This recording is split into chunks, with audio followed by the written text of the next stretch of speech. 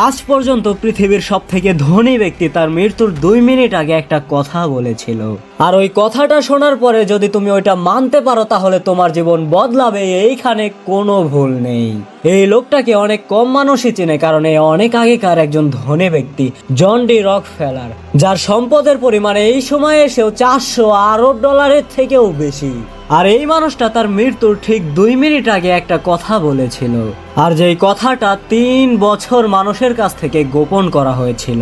সে বলেছিল যে আমি আমার পুরো জীবনে শুধু টাকাই কামিয়েছি, কিন্তু সব থেকে দামি জিনিস ওইটা আমি কোনো দিনও কামাই করতে পারিনি। সে বলেছিল মানুষ ভাবে যে ধনী হওয়াটা আমার সব থেকে বড় পাওয়ার ছিল, কিন্তু এত ধনী হওয়াই আমার সব থেকে বড় দুর্বলতা। সে তখন বলেছিল যে আমি এত পরিমাণে কামিয়েছিলাম যে মেহনত করা, ওই সময়ে মেহনত করাও আমার কাছে শরম মনে হতো, যে এত টাকার মানুষ হয়েও মেহনত করছে, মানুষ কি বলবে। আর তারপরে সে ওই লাইনটা বলে যেইটাই আসল অস্ত্র।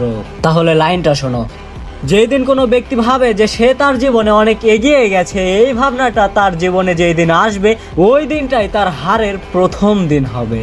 তো এখন ভাবো, রকফেলার পুরো বিশ্বের যদি সেরা ধনী হয়েও এই কথা বলতে পারে, তাহলে তুমি কিভাবে বলো যে তোমার কাছে এনাফ সব কিছু আছে।